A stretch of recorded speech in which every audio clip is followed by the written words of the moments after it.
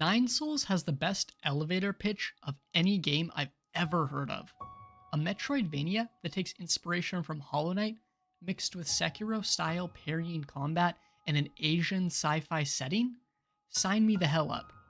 If you love those games as much as I do, I cannot recommend this game enough. Please stop watching and go play this game. The combat in Nine Souls is downright brilliant.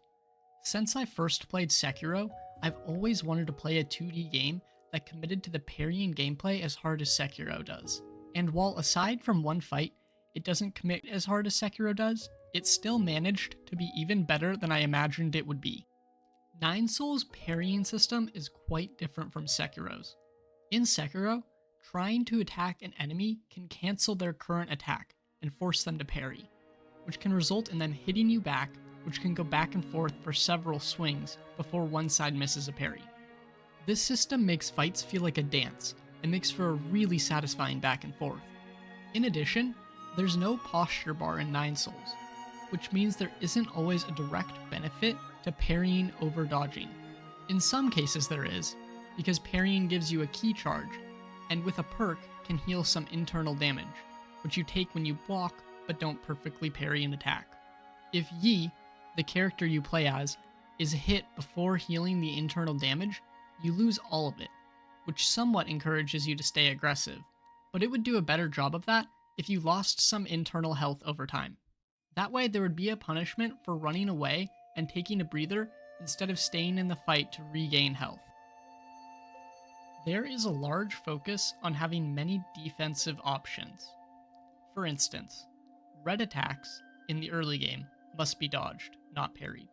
But later on, you unlock the ability to charge a parry, which lets you hold your parry and release it to parry red attacks, causing the enemy to become staggered. This makes it so there's a larger reward for using the charged parry, but using it puts you at a higher risk of being hit than just dodging. In addition, there are green attacks, which can be parried by being in mid-air above an enemy using one and parrying. All this gives the player freedom and room for expression in how they want to handle specific attacks.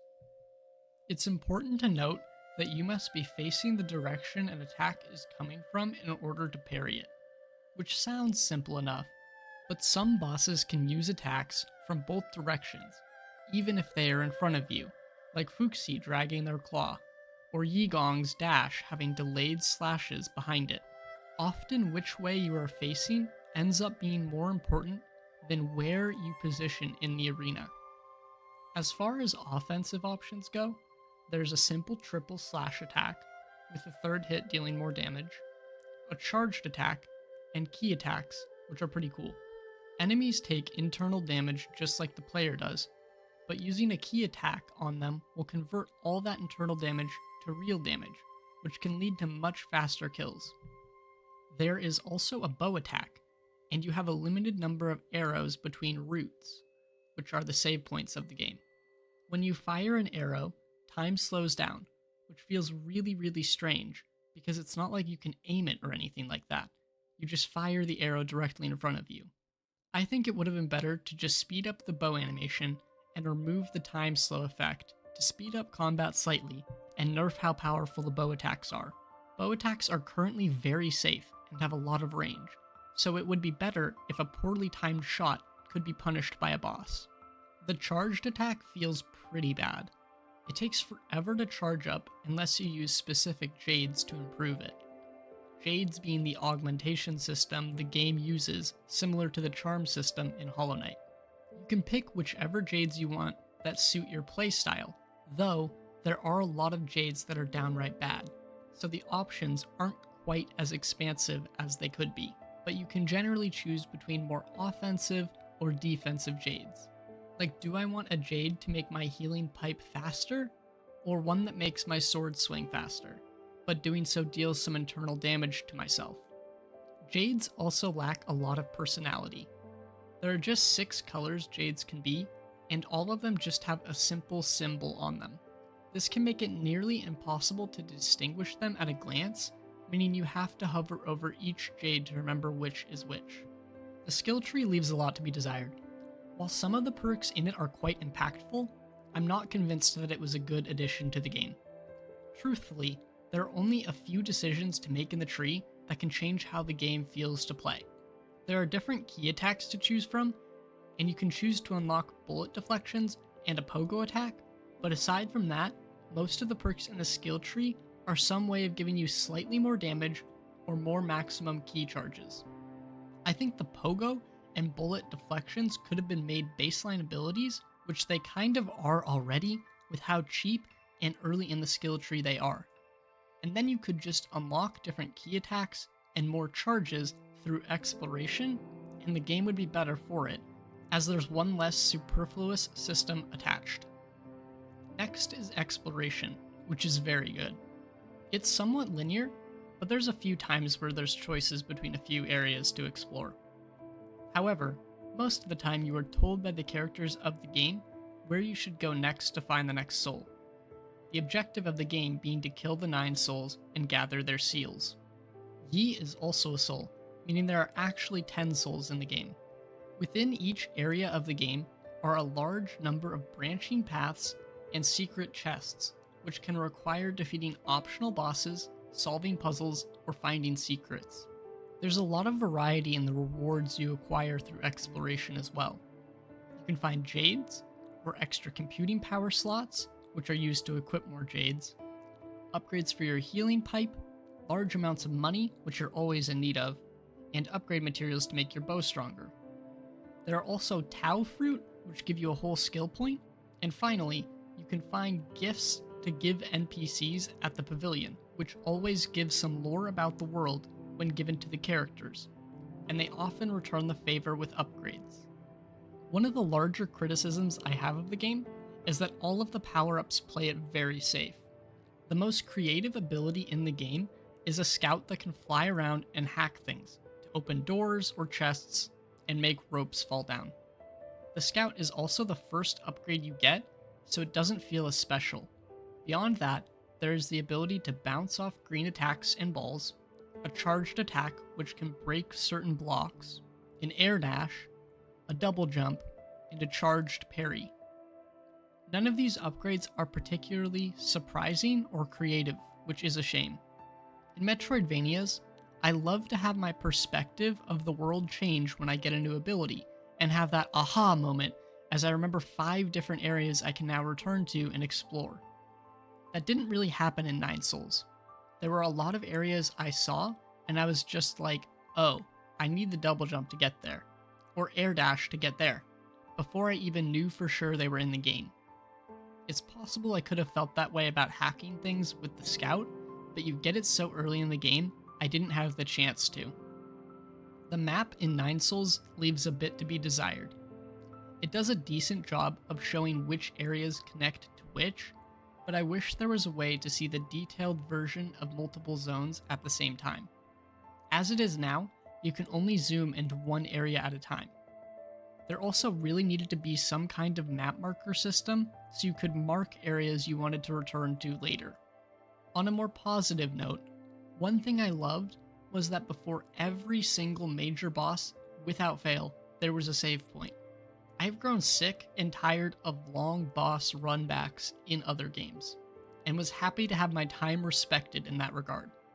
Speaking of bosses, the bosses in 9 Souls are excellent. They tend to be good tests of specific aspects of the combat. Ing Jawu is the first skill check of the game. If you aren't particularly good at parrying yet, he will be quite difficult, but hopefully by the time you beat him, you'll be significantly better at parrying and will be much better prepared for the rest of the game. Guwomang is the test of fighting multiple enemies simultaneously. When you kill one of the enemies, Guwomang will come down to revive them, making herself vulnerable, so you'll need to kill the enemies multiple times. The enemies are combined fairly well, and as long as you are patient, they won't overlap their attacks, which would make them lack counterplay. It's not my favorite fight, but it isn't bad. Yenlawu is a super easy fight. I love the attack where you need to run up the wall and jump over to hit the claw several times while you're being shot at. It feels super frantic. And parrying the slides at you while dodging through laser beams is very fun. But overall, the the fight is fairly simple. Ji Chuwen is the second parry skill check of the game.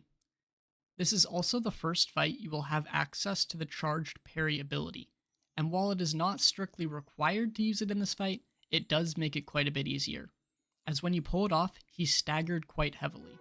He also frequently shields himself and heals, which can be interrupted with a charged attack, so you are encouraged to make use of your full range of abilities in this fight. Lady Ethereal is an endurance fight where you have to manage threats. In the second and third phases, there are more and more ghost copies of Lady Ethereal attacking you, but if you hit them, they disappear, canceling their attack, and if it's the real one, you do damage. This rewards you for staying aggressive and sneaking in hits on each copy of the boss. It is also super cool to jump and dash over them while multiple of them swoop beneath you. G focuses on aerial combat. You have to parry swords that are flying at you in midair and dash through damaging rings, which is all really fun. G also frequently spins 3 balls around himself, and depending on when you parry, he will do something specific. One of them being spawning a jar that heals you a little bit, which sounds cool, but the balls spin so fast, I felt I could hardly intentionally get one, so I just hit whichever one I could to move on to the next part of the fight. I really like the black hole attack. First he sucks everything in, and you have to dodge a red ring. Then it spews out swords, which need to be parried or jumped between, which then come back to the black hole. The Fang fight is really good, but the second phase has some glaring issues. The first phase is mostly about learning Fusi's moves, and the second phase is about positioning. There are trails of explosions that follow you, which you need to keep moving out of, along with snakes that come down from the ceiling or move across the arena side to side. However, some combinations of the fire attack and snake attack can be nearly impossible to dodge. Often, you'll need to parry attacks from Fusi, and there are snakes coming down from above and fire covering a large portion of the ground, so it doesn't feel like there is a safe answer. Sometimes you're able to stand still and parry, but other times, if the snake is coming down on top of Fusi with fire covering the ground between 2 snakes, there is nowhere to go. The fight is really cool though. In the second phase, the dagger attack overlaps with Fusi's combo to make a really nice string of parries every time. And having to turn around to parry the back swipe is fun, and another example of the importance of positioning in the fight. Yigong is the pinnacle of the entire game. She is the final test, and she is the closest Nine Souls gets to a Sekiro-style samurai duel, and it's incredible. Yigong is brutally difficult at first. I had trouble even beating the first phase. All the parry timings felt slightly off, and she moves so quickly, I felt overwhelmed. But slowly, I got the hang of it and got into a great flow state. And then I got to the second phase and died instantly. When you get to the second phase, Yigong always starts with the same attack of launching a red slash, 2 normal slashes, and another red slash. And when you don't know the timing of them and get hit by all of them because they come out so fast, you will instantly die. Once you learn the timing, the attack is fun, but it is ruthless to learn. The most satisfying attack the boss has is the double hit she does, where parrying the first flings you upward and parrying the second flings you back to the ground. Then she follows you with a red attack, which you need to charge parry. Pulling off that sequence correctly makes you feel like a badass. However, if you go for the true ending, there is a third phase of the fight. The third phase, like the second phase, is really difficult at first, with the boss doing these crazy fast swipes across the entire screen from different directions. It is really easy to get caught off guard and die, and while the third phase is fun, the best part about it is that it forces you to completely master the first and second phase. I got the normal ending first, and just barely squeaked out a win with no healing left and half health. Then I went back to get the true ending, and after fighting her 100 times, I could regularly get to the third phase without even getting hit, or just getting hit once or twice. The only flaw I can find in the fight is the green grab attack she does. Most of the time it's fine, but every once in a while you get something like this, where I clearly jumped over her, but I just get teleported back into her hand and take a ton of damage. Aside from that though, the fight is pure art. Like Yigong, most bosses in the game have multiple phases, with the first one being fairly simple, and the next phases building on top of that. Doing that, as opposed to having a single harder phase, allows players to slowly learn the different attacks before a new set is introduced along with the old moves in the second phase and beyond. This also gives players a good opportunity to get much better at the first phase, which can feel really good. I wish that your Death Stain was put outside of all the boss arenas. Your Death Stain contains all your Jin, which is the currency of the game, along with your XP towards the next level. If it was outside the arena, then if you ever wanted to leave before beating a boss, you could. It's also super annoying to pick up the stain during the boss fight. It seems like when you start the fight, there's a slight delay before you can pick it up, which is a problem because that is often the first thing you want to do when you start the fight. This can lead to you wasting a second standing there before you can pick it up, and can cause you to take a hit from the boss. In the early game, losing all the Jin in your Death Stain can be extremely punishing. You need a lot of Jin to purchase a ton of different stuff. There's Jades, computing chips, extra charges of your healing pipe, bow upgrades, and poisonous items to give to Xianong, who in exchange will upgrade your max health. And nothing is cheap either, so if you are saving up for something and screw up and lose all your Jin, it can really suck. The setting in Nine Souls is amazing. I was actively excited to read the lore from various objects you find in the world, which is not something I ever care about in games normally. But the world is just so flushed out with thousands of years of history through various eras and technological advances that I couldn't help but be excited to learn more. The actual story of the game, while good, is pretty convoluted. You won't know why Yi is trying to kill all the Nine Souls till quite late in the game, other than the vague notion of revenge against them. To summarize the story, there's an infection spreading that was inadvertently created by Yigong when researching immortality. The virus is killing all the Solarians, the cat race of which Yi is one of. Yi is immortal for some largely unexplained reason related to the primordial roots. Yigong and the other souls are desperate to find a cure to the virus to save their people, but they're unable to find one. They do, however, develop a virtual reality that all the Solarians can inhabit, while their bodies are put into cryosleep while they search for a cure. But in order to power it, they needed an enormous amount of computing power. The souls find a way to create a biological computer that can power the virtual reality. However, it requires thousands of brains to be harvested from intelligent beings. Yi finds Earth through a space telescope and determines that humans live there, but Earth is 500 light years away from their home planet. Because of the primordial root's ability to store massive amounts of energy, they can warp to Earth to get there instantly, but will be unable to return for 500 years until the roots regain that energy to make the return trip. However, Yigong is never able to find a cure in the centuries after arriving to Earth, kidnapping humans, and harvesting their brains. All she manages to do is mutate the virus so that the Solarians are immortal, but still infected and monstrous. There are two endings to the story. The normal ending, in which Yi brings the Solarians back to their home planet, with the virus still plaguing them, or the true ending, in which Yi sends the humans back to Earth, and Yigong infects the primordial roots with the virus. Then Yi blows up the ship, killing himself, the Solarians, and the virus in the process. The story is very interesting, but you won't understand most of it until you're about to fight Yigong.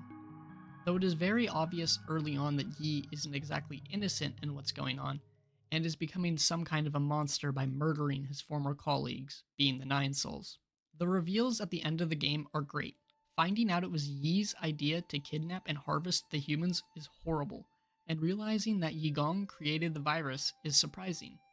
I do think there should have been one or two more straightforward hints as to what is going on sooner in the game, so that players don't feel so lost as to exactly what's happening for so long. I think it should have been revealed that Yi was the one that wanted to kidnap and harvest the humans after defeating Lady Ethereal, as she was in charge of the virtual reality setup. and the reveal that Yigong created the virus could be left until the end of the game, rather than doing both reveals at the end. That would pull more players into the story at that point and force them to pay more attention. With all that said, Nine Souls is an incredible game. It's now my second favorite Metroidvania, only being beaten out by Hollow Knight. I am so happy that more games inspired by Hollow Knight are being made, and I'm so excited to play more of them in the coming years. And if we're lucky, maybe we'll get to play Silksong too. Here's some minor points that I couldn't fit into the script. You shouldn't have to fast travel to the pavilion to fast travel to another route. Doing it this way just adds an extra loading screen. Just let me fast travel from any route. There's a scripted loss to Ji Chuwen, after which he kidnaps you, and then he is the next soul you defeat. It would have been more fitting if he kidnapped you, you escaped, and then you had to fight him as the second to last boss. That way there would be some tension built up, and it would feel like you progressed to become strong enough to beat him. As it is now, there was an opportunity to create that tension, but it wasn't capitalized on. The game is gorgeous and has a lot of effort put into its presentation. There are so many pretty areas, and the golden silhouettes after defeating a soul are fantastic and feel so rewarding after a tough fight.